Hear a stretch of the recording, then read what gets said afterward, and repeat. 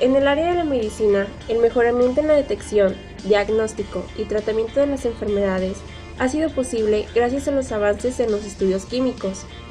Muchos procesos vitales, como la respiración, la regulación de la temperatura corporal, la acción de las enzimas, han sido estudios desde el punto de vista químico, arrojando el conocimiento que hoy se tiene de esos aspectos, así como la elaboración de productos de higiene como jeringuillas, lentillas, prótesis, cápsulas, envases de productos farmacéuticos, bolsas de sangre, suero, guantes, etc. También facilitó el diagnóstico de muchas enfermedades a través de simples estudios químicos, por ejemplo, la determinación de glucosa en la sangre, al igual que la elaboración y las pruebas de nuevos medicamentos, los cuales nos ayudan a tratar enfermedades de manera a cómo nuestro cuerpo reaccione, ya que cada organismo es diferente. A medida de que el tiempo avanza, se van desarrollando nuevos y mejores medicamentos. En este campo también está la química combinatoria, que con computadoras se sintetizan miles de moléculas y se prueban para determinar su efecto terapéutico, obteniendo una o dos que se pueden ser utilidad. Considerando que la reacción entre la química y la medicina es muy estrecha y teniendo presente que la química es una ciencia que ha permitido muchos avances en la medicina, se hace necesario que el médico tenga conocimientos básicos en esta ciencia exacta y en sus aplicaciones en su carrera profesional. El presente deja ver cómo será el futuro de la química y la medicina, auxiliada cada vez por otras ciencias. De esta manera, los beneficios que nos pueden dar son enormes si lo sabemos aprovechar. La aplicación de la química en los alimentos. Los procesos utilizados en las industrias de alimentos constituyen el mayor factor de importancia en las condiciones de vida y en la búsqueda de soluciones que permitan preservar las características de los alimentos por largos periodos.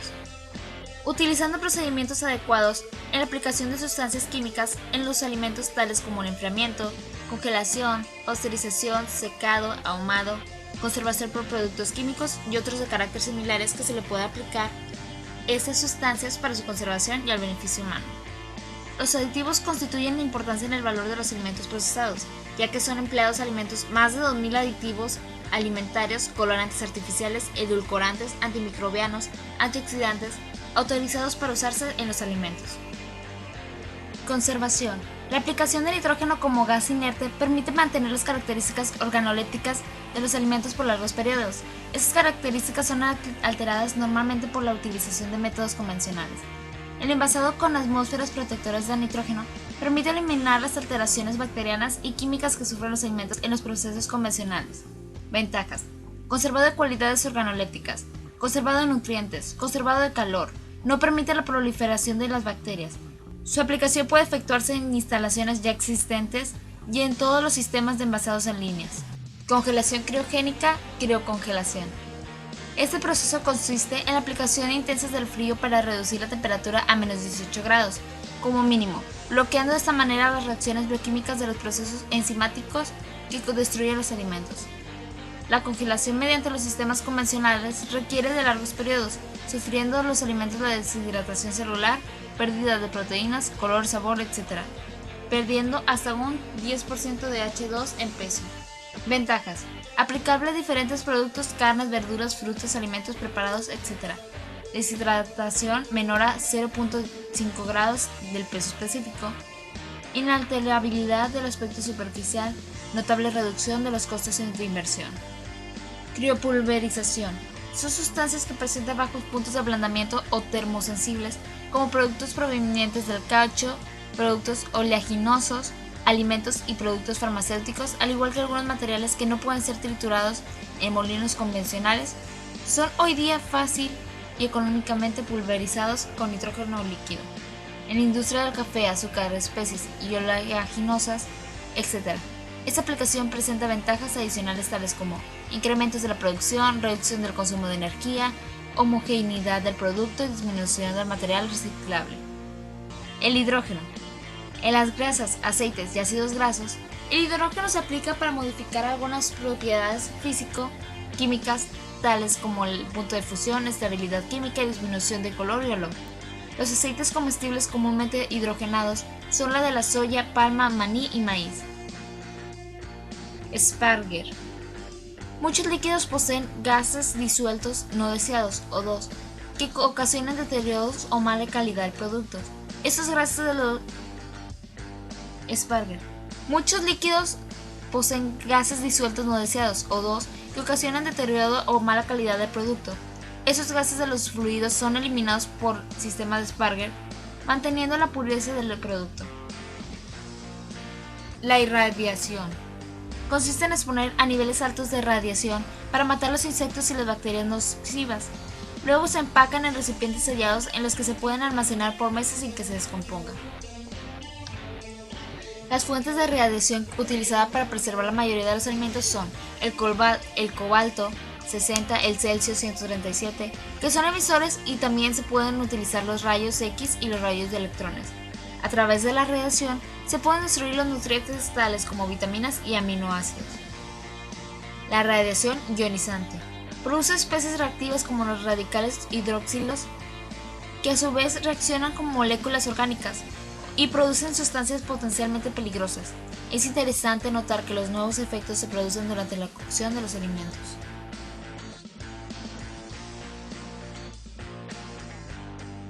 La química en la guerra. En la guerra se utilizaban sustancias y propiedades químicas para hacer armas convencionales y nucleares. Esas hacían que mataran o hirieran a sus enemigos, así para poder ganar la batalla. Había sustancias que no se denominaban químicas, sino más bien biológicas, que ellos mismos hacían a su forma. El primero en utilizar estos métodos fue Alemania, que aventó cloro al aire, haciendo que le cayera a sus enemigos este tipo de tóxicos. Poco a poco fue evolucionando y fueron creando bombas y otros artefactos similares. Esto comenzó desde el siglo XX y se extendió por el mundo utilizar la química.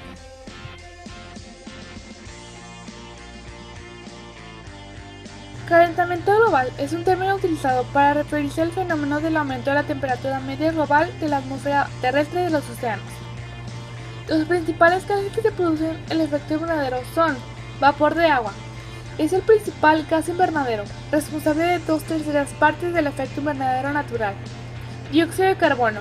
Es responsable de más del 60% del efecto invernadero intensificado. Metano. Desde el principio de la revolución industrial, las concentraciones de metano en la atmósfera se han duplicado y han contribuido un 20% al incremento del efecto invernadero. Óxido nitroso. Se libera de forma natural en los océanos y de las selvas tropicales, gracias a las bacterias del suelo.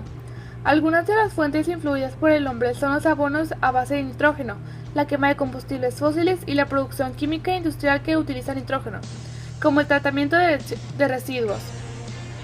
Gases fluorados de efecto invernadero. Son los únicos gases de efecto invernadero que no se producen de forma natural, sino que han sido desarrollados por el hombre con fines industriales.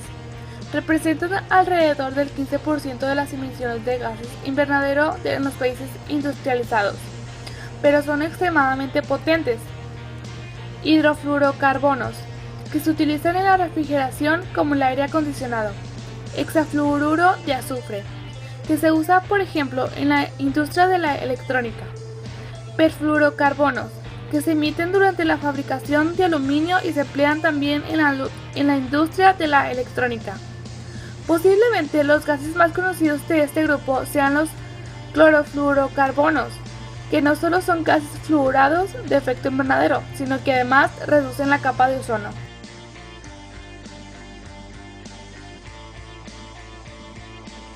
El deshielo en los polos amenaza el clima de México. Alternativas de solución. México, Canadá y varios países de Europa podrían sentir el efecto ártico, que consiste en inviernos sin tormentas. En México podría producirse lluvias a medida que el invierno avance, podría ser nevadas. También se verá afectada la corriente del Golfo, que da lugar a ciclos de inviernos muy fríos. Posibles alternativas. Generalmente se queman combustibles fósiles para generar energía. Al hacer esto, se libera demasiado dióxido de carbono a la atmósfera. Pero lo que se debe hacer es ahorrar energía participando en estas campañas de apagones mundiales. O también se puede ahorrar energía con las nuevas tecnologías de biocombustibles, con las cuales se pueden generar energía sin quemar tantos combustibles. Reducir el uso de productos que causan gases invernadero. los cuales son factores importantes en el calentamiento global y por lo tanto en el deshielo de los polos. Tratar de interesar más a la población en este tema, ya que, aunque es conocido por un gran número de personas, no es tomado en cuenta como un asunto importante. Bueno, las aportaciones que ha hecho la química a la medicina son muy grandes, ya que gracias a ella podemos producir todos los medicamentos que actualmente consumimos por alguna enfermedad o por algún trastorno, etc. También obtenemos todos los materiales como son guantes, jeringas, camillas, todo lo relacionado a ello, y también la química se relaciona mucho con los seres vivos porque nuestro cuerpo está formado por reacciones químicas como el metabolismo y así. Las concentraciones atmosféricas de los gases de efecto invernadero han incrementado desde 1750. El principal gas de efecto invernadero es el vapor de agua. Los gases secundarios como el CO2 perduran por mucho más tiempo. Durante los últimos 50 años se ha producido un aumento de concentraciones de gases de efecto invernadero debido a las actividades humanas. Debido a esto, se ha hecho la extinción acelerada de las especies, el aumento del nivel del mar, así como el progresivo deshielo de los casetes polares. El deshielo en los polos es un tema muy delicado a tratar. Si no se hace algo pronto, México sufrirá las consecuencias, y no solo México, sino el resto del mundo. Las alternativas de solución deben de ser aplicadas. Hay otras aparte de las anteriormente comentadas, empezando por uno mismo. Si estás de acuerdo en que este es un tema grave y que la población debería de hacer algo, tú también debes de poner de tu parte. Bueno, en este tema aprendimos cómo la química nos ha ayudado mucho en nuestra vida diaria, cómo la química nos ha ayudado desde las guerras, cómo ha aportado en la medicina, cómo también ha aportado en los alimentos, y también vimos cómo ha actuado en lo que viene siendo el calentamiento global.